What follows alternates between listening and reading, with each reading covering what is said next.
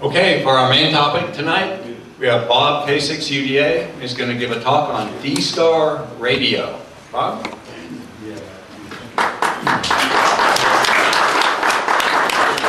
everybody can hear me? All right, real quick, I've got a video, which is going to be most of it, and then I'll answer whatever questions you guys have. But I figured, instead of me stumbling through this thing, I might as well just let you guys see my show. And then over here, I've got both of the D-Star handhelds that are out currently now. Got a couple of the DMR radios, and anybody that's heard of hotspots, this is a Pi-based hotspot with the DV Mega in it, and this is the Open Shark, the Open Spot from RF Shark, or Shark RF, whatever it is. So, anyway, both of them are fairly easy to set up, and they become your repeater when you're doing this, so you're not tying up another repeater if you're in range, or if you're not in range of a repeater, you become your own repeater and you control everything. So anyway, enjoy the show.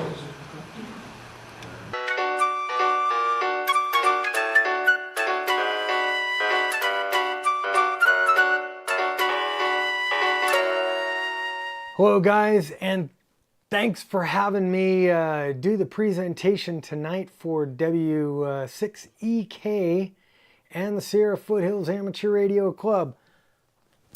Guess who I am?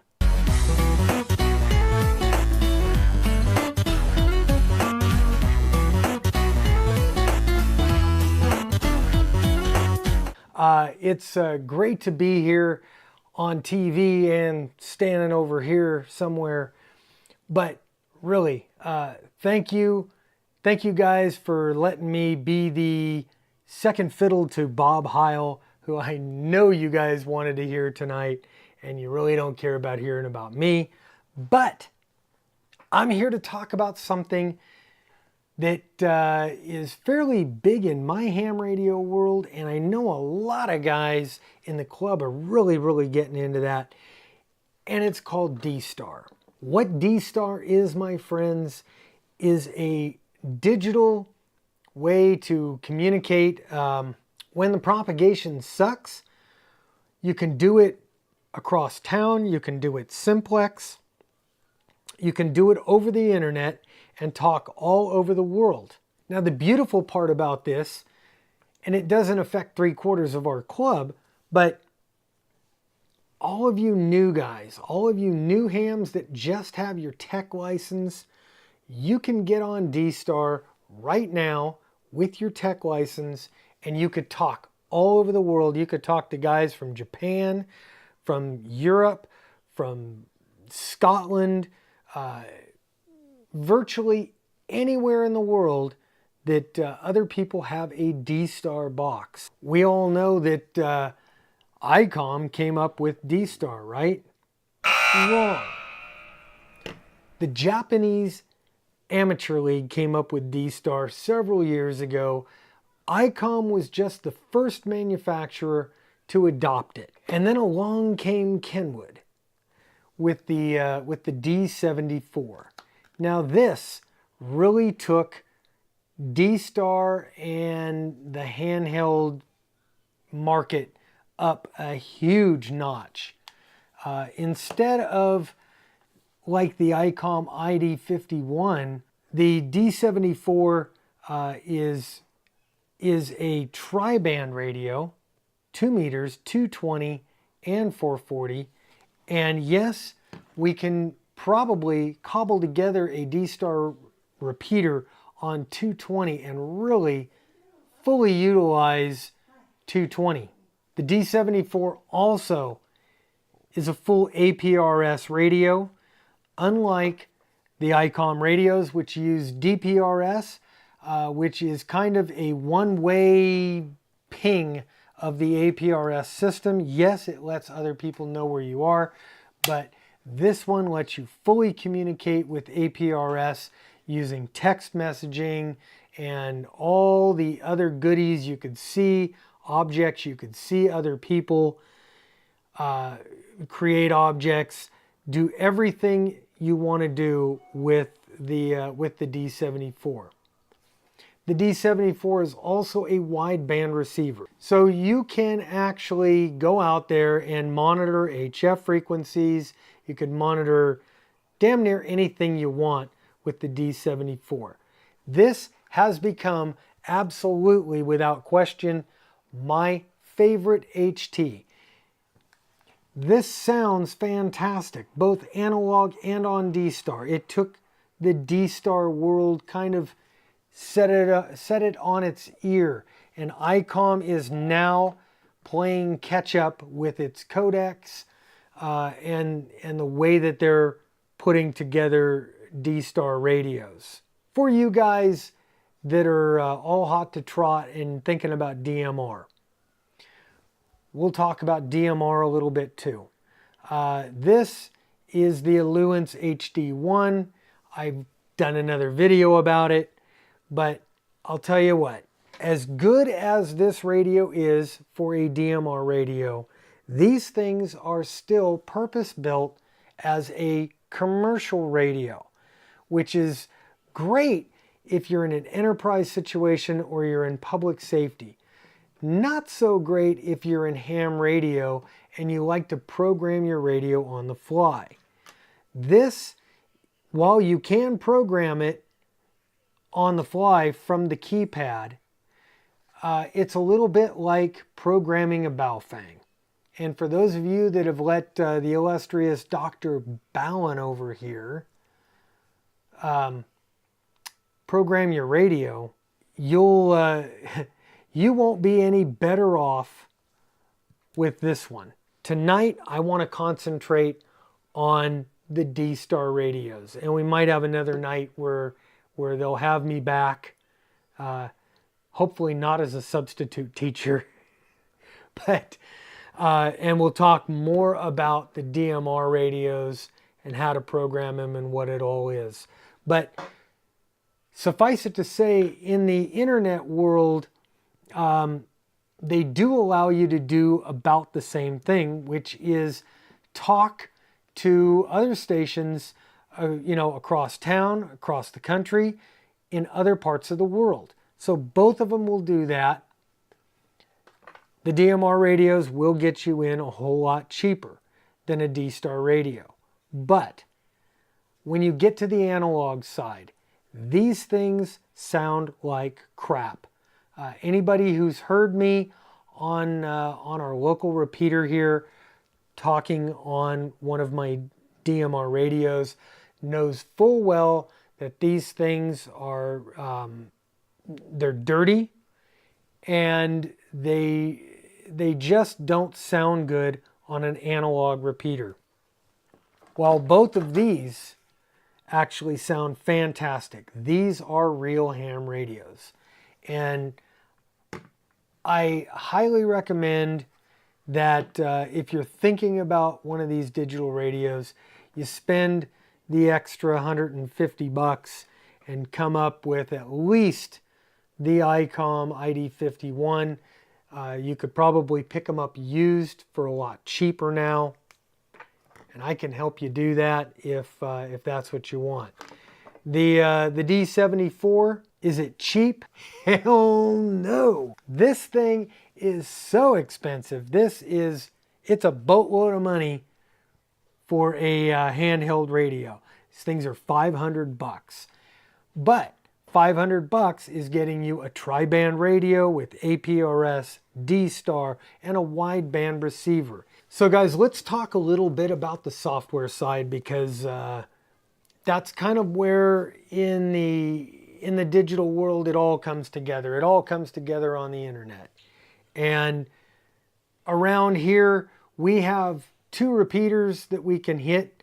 I can hit the Folsom repeater very easily from my truck, and the ID5100 that I have mounted in the truck, and I can talk almost anywhere in the lower half of the county. Not so much on a handheld. It's very hard to get in on the handheld because the Folsom repeater is quite a bit quite a distance. Now, the W6CX repeater on Mount Diablo, also with a home-mounted antenna or a mobile antenna, it's fairly easy to hit as long as you've got to look down the hill. But I don't rely on that. For most of my D-Star and my DMR work at home, I use one of these. This is called the Open Spot. And these are just a simple little box, very, very easy to program. And we're going to talk about that right now. So this is the main status page of the Open Spot. And right now, this one I have configured for D-Star. You'll notice right away that up at the top, it's kind of like a log, and when you're in call, it shows you in call or standby. It shows you the active configuration, D-Star, DMR, whatever you're in. It'll show you the frequency that you're on and what you're connected to, which I happen to be connected right now to XRF 002 Alpha. The next tab that we bring up here is called the Connectors tab. And this is kind of where all the magic happens. So we can tell the Open Spot if we want to be on a D+ reflector or a homebrew DMR reflector or a fusion setup. We could go in there, we could go to all these different these are the D+ reflectors that I'm scrolling through right now. And then we'll move on down, and these are the XRF reflectors. And these all come pre-configured on the Open Spot. So each one of these numbers or these reflectors also has a module. And in the XRF world, module A is kind of where you make a contact, and then you can move off to module B or C. But you can have up to 5 different modules for each one. The next tab is the modem settings. This is where you decide whether you're going to run a D-Star repeater, a DMR repeater, or a fusion repeater. In this setting, you're also going to be able to pick your frequency that you want to transmit and receive on. You're going to configure the station ID, and there's a bunch of other settings that I'm really not going to get into right now because it just bore the hell out of you. Anyway, moving on to the settings. You could set up a bunch of different profiles. So you could pick between, say, D-Star and DMR and have everything pre-configured and switch very quickly between the two of them. You can set up your network settings, and for my purposes here, I use a subnet. I use Google, and it likes it and it doesn't lock up. Anyway, you can put in your location settings. There's special DMR settings, special D-Star settings. Everything here is configurable, and you can just get that all set up. The beautiful thing is once you've got this thing hooked up to a router, you can actually use your iPhone or an Android and get in there and set up all these settings on the fly anywhere you are. So moving right along, to get started in D-Star, you're going to have to register your call sign, so you actually have a call sign and be listed in the ULS. I am going to suggest that if you're going to register on D-Star, you're going to use the W6CX machine to register. That is the closest one that is doing registrations. You only want to register one time. You'll go in, you'll fill out this form here, you'll create an account, fill it out, they'll verify you, and you'll go in and you'll finish your registration.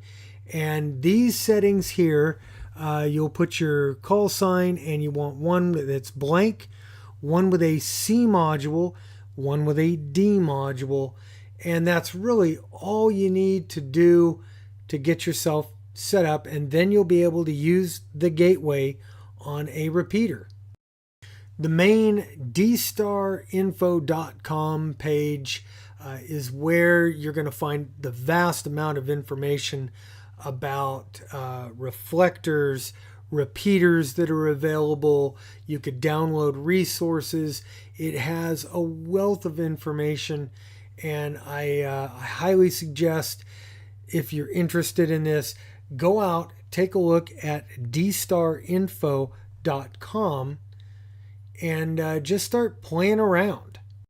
The website has a full listing of all the D+ reflectors, and there are plenty of them. There's 70 some odd reflectors that are set up under D+. A few of them here in the US are fairly active: 1 Charlie, 30 Charlie, and 14 Charlie. There's other stuff that's set up for nets and regional stuff and different countries. So anyway, have a look around there and go play. Now, dstarinfo.com also has a full listing of all the repeaters that are listed for different areas around the world that are registered, approved D-Star repeaters. That is with the ICOM repeater systems. Now, the D-Star system also has a thing called D-Rats, which is a digital mode that you can do email, send files, send and receive files, and the D-Star Info website has a full getting started with D-Rats, so you can do messaging.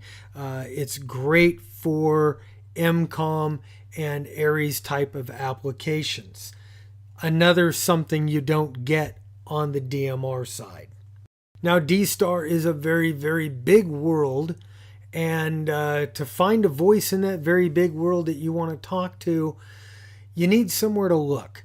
And so the D+ monitor is there so you can take a look at what's going on in the world of D-Star in real time. Now, all these call signs are coming across in absolute real time there. So if I key up my radio, it's going to show up right there at the top, and it'll keep scrolling down and go away eventually. And when D-Star is very busy, that could take seconds, or it could be up there for several minutes. But anyway, that's one resource for you.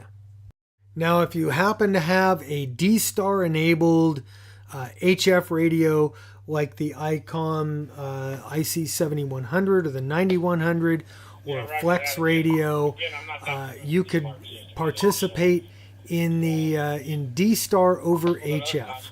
There's no repeaters, there's no internet, there's no nothing. You just get on, and here is a QSO finder that somebody came up with, and there's nets 3 days a week for testing D-Star over HF. Something new that I just recently discovered that is, in my opinion, one of the biggest things in the D-Star world is the X reflector setup. And this is a whole different set of reflectors.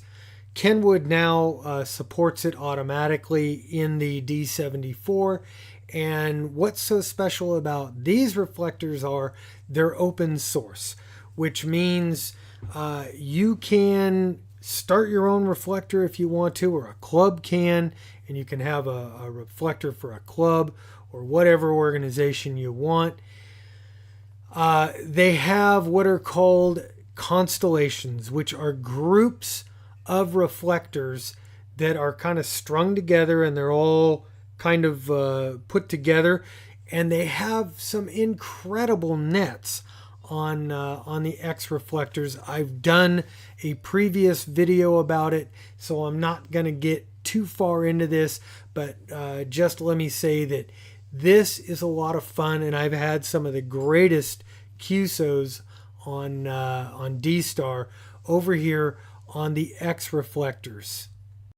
Along with the X reflectors is the D-Star Facebook group, and consequently the Truckers, Travelers, and RVers group on Facebook, which makes heavy use of the X reflectors. And they have nets. They have a RV net once a week. Just really cool stuff. There's a lot of files up here and a lot of resources.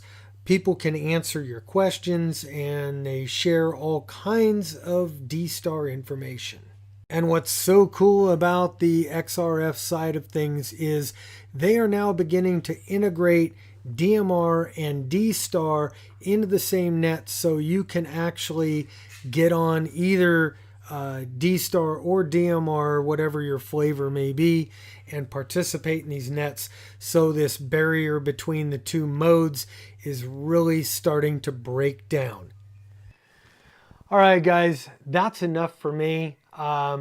Thanks for having me do the presentation tonight. I'm kind of I thought it would be kind of fun to do it like my show. And for those of you who haven't seen my show on YouTube, well, now you've seen it in person. Anyway, guys, I'm Bob, K6UDA, and I'm out of here. 7-3 to my brothers at W6EK. All right.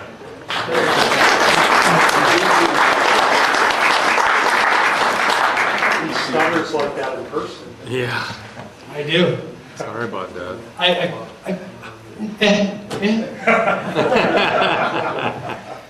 Okay, so that was it in a nutshell. I mean, this could be 4 hours of getting into the nuts and bolts of how D-Star works. And then DMR is a whole different animal. And I didn't get into DMR tonight, but it's kind of the same thing, but cheaper.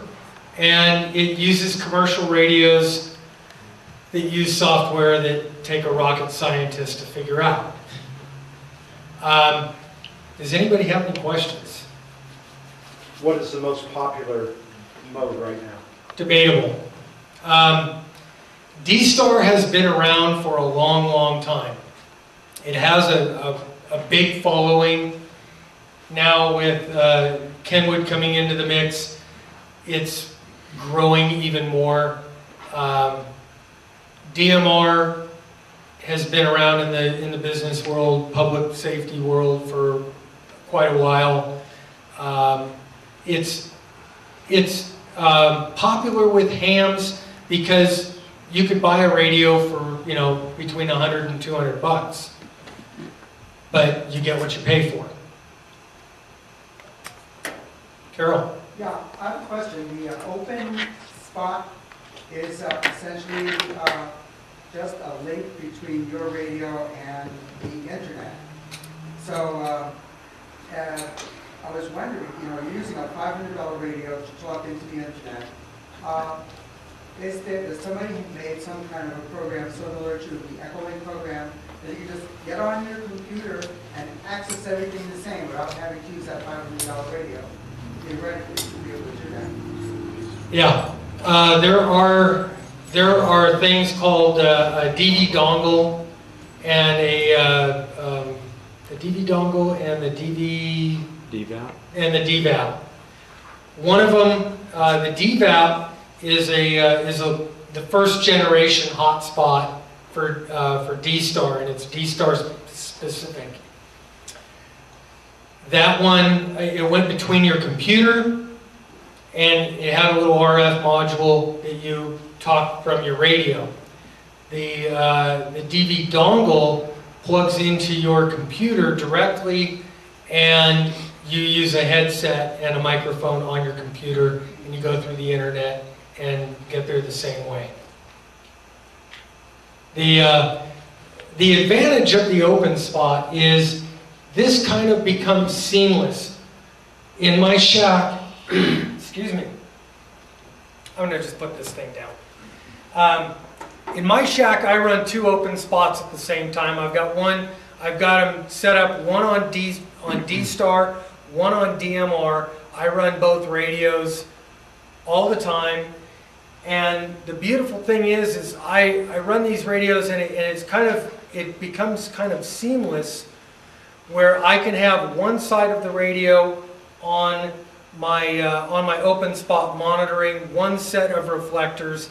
I can set the other side of the radio up on, say, the Folsom repeater, monitoring 14 Charlie, which that repeater is always parked on 14 Charlie, unless somebody gets on and changes it. So I now have kind of the best of both worlds, because I love these XRF reflectors. There's a lot of activity, a lot of cool stuff going on. So I get to listen over here and over here at the same time, and one of them is going RF to Folsom and into a little box that goes out to the internet and goes out and does 14 Charlie or wherever D plus I want to go.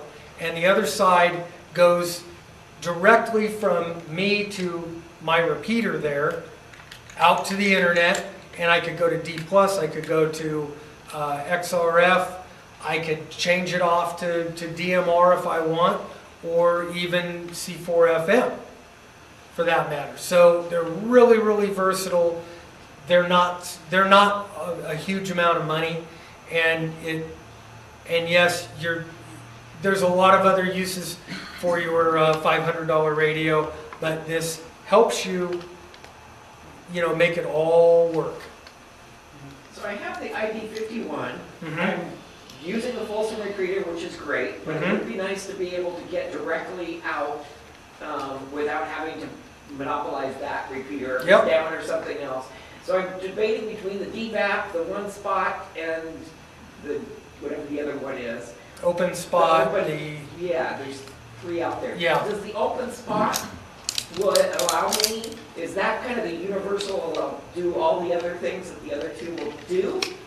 Including allowing me to just go directly without using my ID51, I can just like Echo Link on my computer talk. No, all of those hotspots. I've got the DV Mega over here and an open spot. The DV Mega is a Pi-based. It's a Pi-based module. It's a daughter board to the Pi. So you plug it on, you program it, you load the software in, and then you could turn it loose like that, and it'll run. The open spot needs to be plugged into a router right now, or a wireless router. They're working on a fully wireless one.